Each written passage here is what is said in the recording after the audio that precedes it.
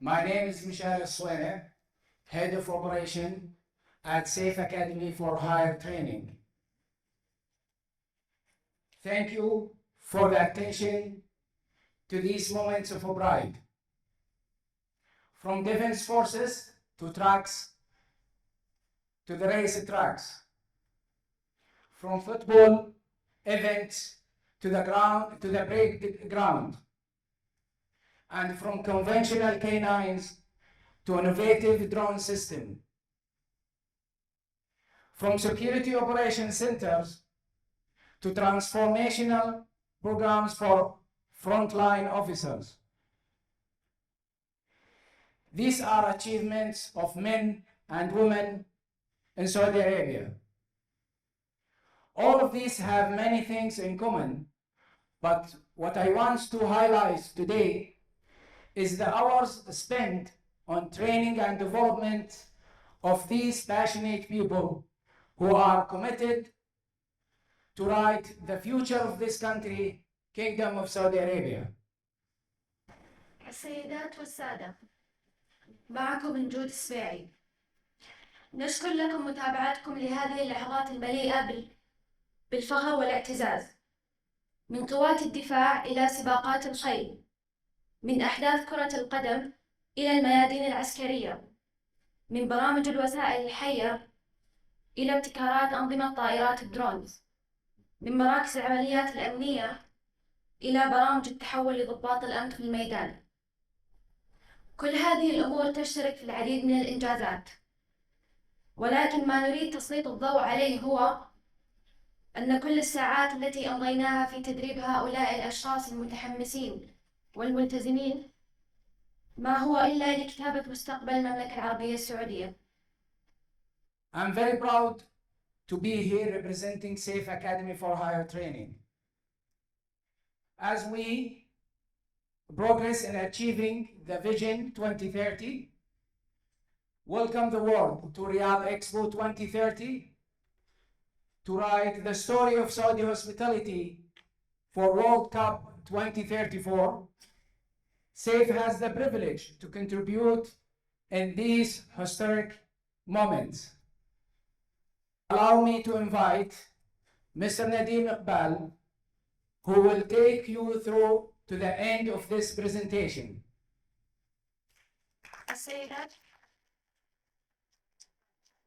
السيدات والسادة، اسمحوا لي بدعوة الأستاذ نديم إقبال لإكمال هذا العرض. Thank you, Meshari, thank you, Nojoud, and thank you for the team there. What could have been a better opportunity for me to prove the need for training? Technology will get disrupted one day or the other, and it's always the human mind that will come to the play. On a lighter note, speaking after the break, there are two advantages. One, you get full house and people are fully energetic, they want to listen. And the downside is nobody introduces you, so let me do it myself. I'm Nadeem Iqbal, an advocate of learning beyond borders. That means learning has no boundaries, no languages, no institutions, no other parameters which could stop us. Going on, I'm also a firm believer in less is more, and I'll prove that today. I'm going to keep it short, not more than 15 minutes, unless you have too many questions. We are in Riyadh, Kingdom of Saudi Arabia, but holistically, we live in a VUCA world. And for those of you who are not very familiar with this acronym, allow me to define it in 2-3 minutes very quickly. VUCA, volatile. The memories of COVID has not faded, and we saw last month unprecedented rains brought life almost to complete halt in a city which is known for the tourism. So things will go wrong. Uncertainty. How do we cope with change when technology fails and the people come to the play? How do we cope with change which is impacting our lives and business alike? How do we cope with the change where people want to do a lot, options are too many, but choices are few and far in between? Complexity. We have heard this morning 2 sessions talking about the power of data, how the systems are interconnected. If one fails, others are on a risk of failure as well. And not that only, there is a greater level of service and response expected. Those who respond, they become successful, agile, and resilient organizations. And those who do not, they are forgotten like the BlackBerry and the Kodak.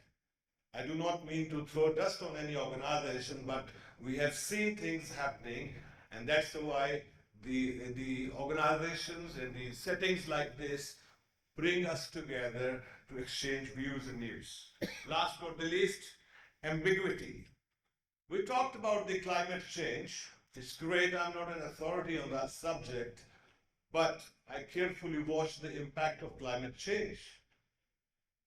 One continent is starving for a drop of water, and on the other, the deserts are turning green.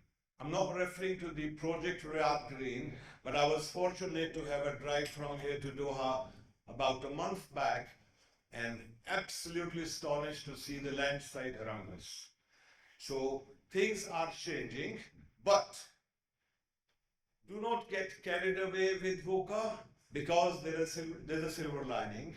As our Creator says, وَلَلْآخِرَةُ خَيْرٌ لَكَ مِنَ الْأُولَى, your coming day will be better than other.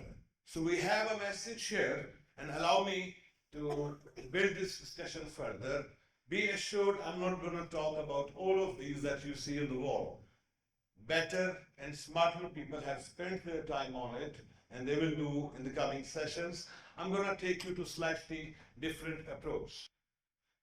So looking at the learning and development canvas, we are lucky to be in a workplace where 4 generations come to work.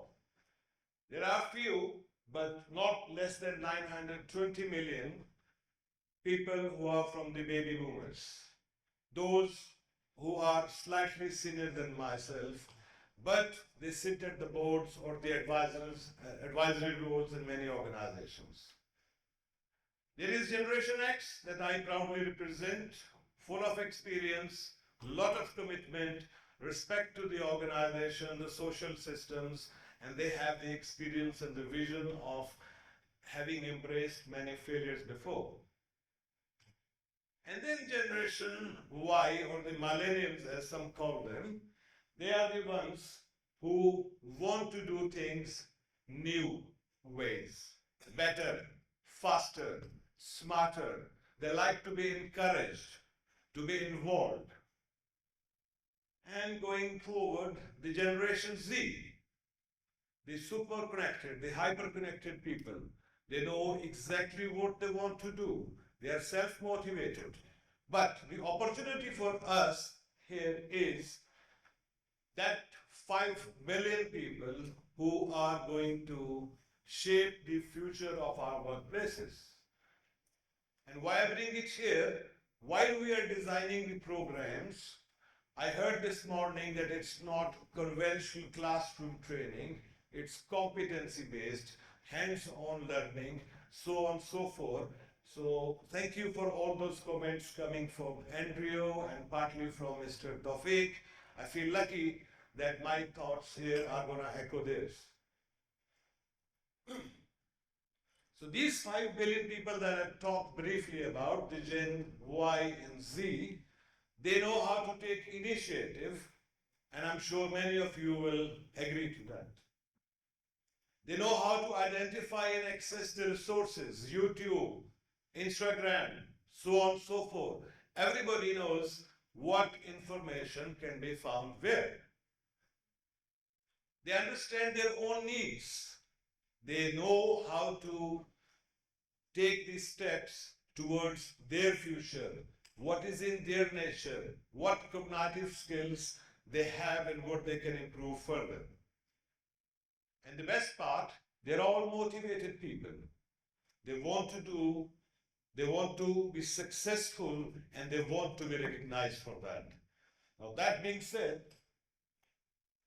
we also know that the impact of training is only achieved 10% through self-study or the lectures. Therefore, I'm not going to keep you engaged in my talk for a lot of time, but moving on, 20% of the learning happens from the Facebook, from the Instagram, from the collaborative networks. I haven't yet come across a program which says certified Instagram professional. We all learn it because we need to, because we want to. And the best learning happens through sessions like this, conferences, exhibitions, seminars, workshops, where people expand to their existing knowledge, they strengthen each other's beliefs and concepts, and they undertake projects through volunteerism, so on and so forth. That behind us, allow me to take support of Maslow's hierarchy of need, not a concept that many of you don't know, but I will make this gesture of expanding it slightly here. So back in 40s, Maslow presented a theory of human needs, which is all known to us. It starts from the physiological need of people, that we need air, water, food, shelter, sleep. That's all basically for our survival. Then he moved on to explain the safety needs, that we need a job, we need employment, we need resources, we need to have some food secured for the tomorrow. And then he talked about love and belongingness. We are nothing if we didn't have a circle of good friends. We didn't have peer professionals who are supporting us or helping us. Oh, then it moves on to the esteem needs, where we all look forward to respect, recognition, strength, so on and so forth. Last not the least, we all human, we need to be acknowledged for what we are, to display our best. And that's what the self-esteem is. So that's the Maslow's hierarchy of need. Allow me to give you a similar shape, which you may or may not agree, but that's where we are. A typical organization in the security industry consists of people in the front lines, by far the maximum people. The people who have enabled us to sit in this room comfortably, and they are doing their hard job under the sun. This gets followed by supervisors, who could be site supervisors, field supervisors, or in different technical domains. And then we get the middle management cadre, where the technical supervision, these are the people who know the depth and details of the subject. Topped up by the management, who get involved in profit and loss, business processes, who see the sustainability and viability of the organization. And then, of course, leadership, who give us the strategic direction, the vision, the goals that they've agreed with the C-suite. Allow me to do a little bit of trick here, and I combine these two. So you probably can now see the people in the front line, their requirements are more on physiological sides. As we keep moving up and we go to the leadership level, we realize that they get motivated, they get happy, satisfied by being the most that they can be, where they impact the organization, the society, the industry. Does that make sense to some extent? Just wave a hand if you think this is making a sense. Okay, great, thank you. So I move on to another theory, which is Bloom's taxonomy.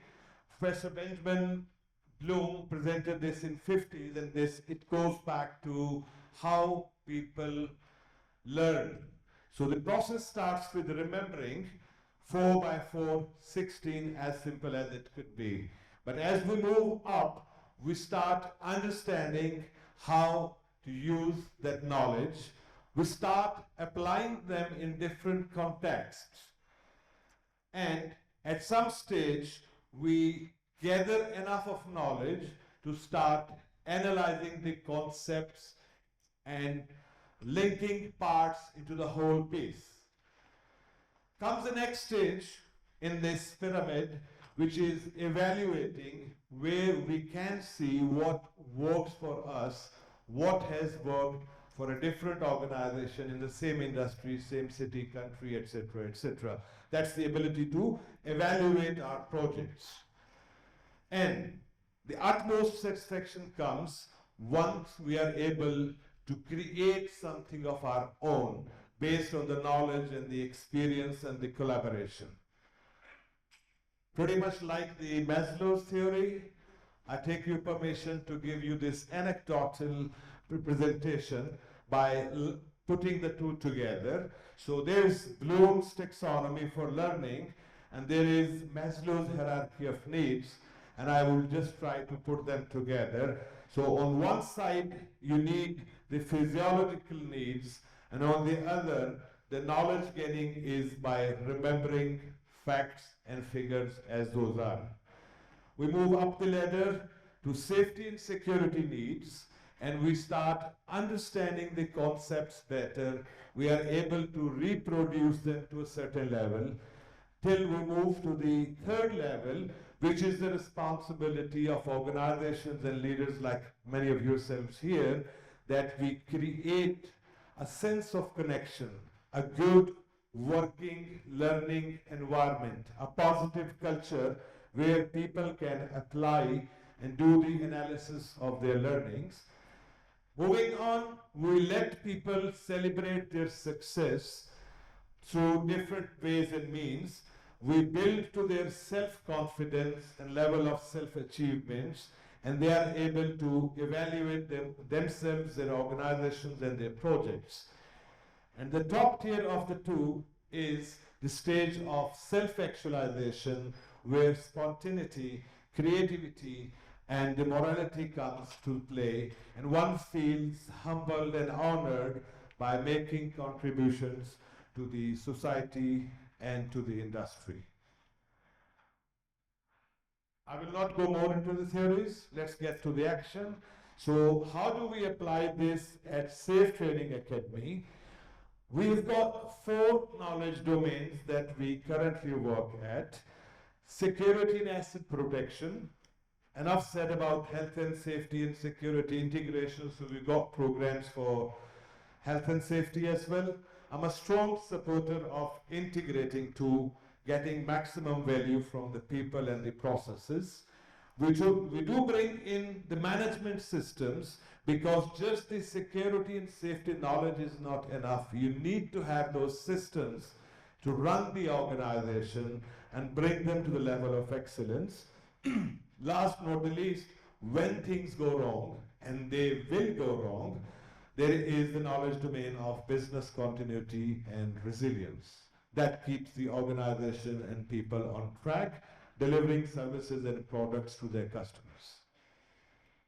In all these 4 domains, there are competency levels. Thanks, Andrew, once again. Awareness level, which is for everyone, for the top management, for your business partners, vendors, contractors. There are specialist levels for the rising stars who are beginning to take responsibility of the jobs. There are professional levels for the head of department, head of section, call them whatever you want, but there are programs for them. And then there are certifications which are truly global and that represent level of excellence that people have reached. How we do it? So that's the safe way of competencies development.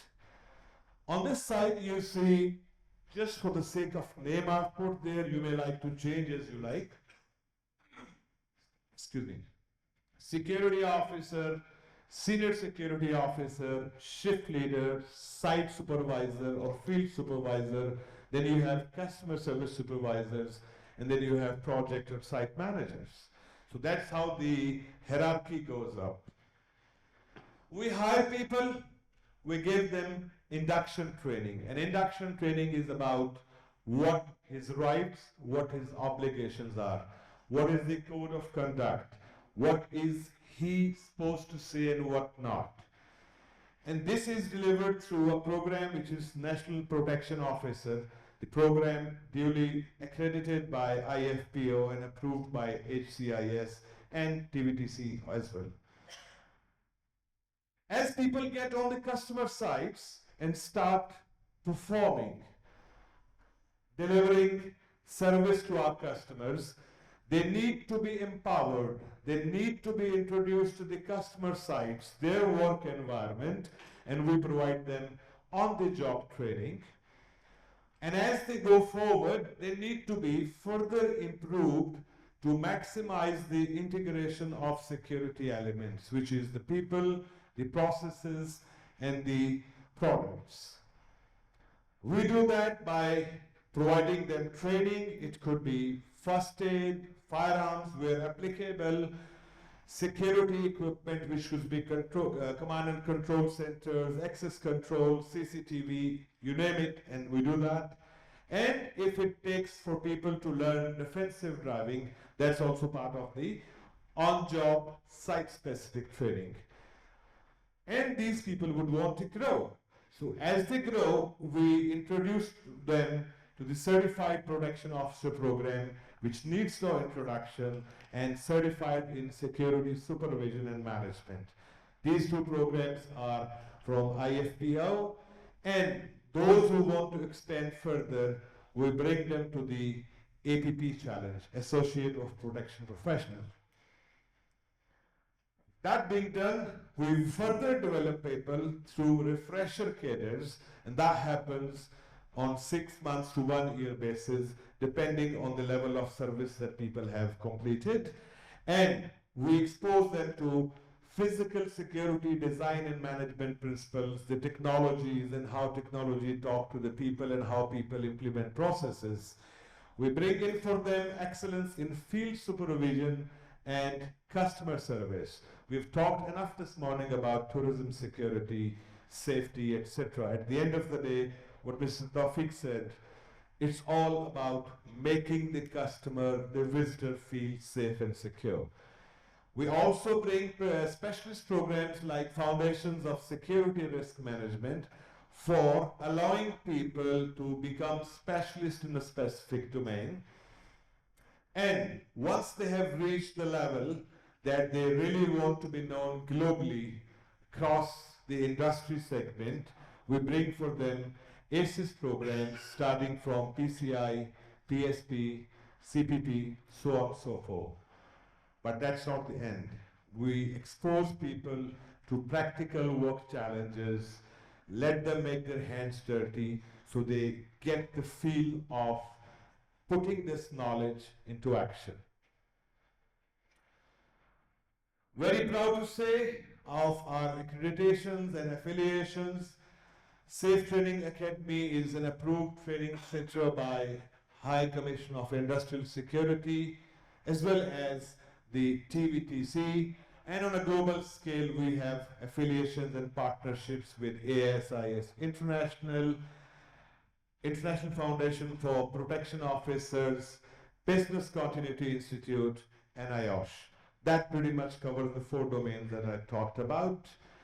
And I would want to take your leave having said what I said. And before I go, if I ask you, you will say there's no time for questions, but I want to offer some questions. Any questions, please? Yes, sir. Go ahead, please. Thank you very much for your elaborate presentation, sir. I really appreciate it. And thanks for the organizers today and for Middle East Security Magazine for this conference. The boomers generation and the X generation maybe were known for staying a long time in their job, 20 years, 25 years, 30 years.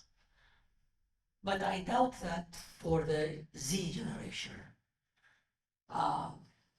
one of the things I notice about the Z generation is it's not the sense of belonging to anymore. It's what goes into the pocket. True. So what do you do concerning retainment and attrition? Thank you. Thank you very much, sir, for your presentation. Very good question. I appreciate. Say your name, please. Right. I do not want to answer it in a very direct way that this is a demerit, because my demerits would still make somebody else's merits and vice versa. But to answer your question, allow me to quote an example of a shark. If you let it grow in a small bowl of 1 feet, the max it will grow will be 8 inches, 7 inches. But if you leave it to the ocean, it will grow and it will eat others. So I look at that Gen Z mode of changing jobs frequently, quickly for their material benefits, because at the end of the day, they are growing horizontally and vertically both. And if me or my organization are worth their salt, we will know how to retain them. So the onus of retaining people goes to the organization. When I said create that culture, that sense of belongingness. And in today's world, few clicks and you will get to know the world's best jobs, best products. If you do not have programs of retainer development, people will leave. I don't know if I've answered your questions enough, but did I make a fair attempt? Thank you.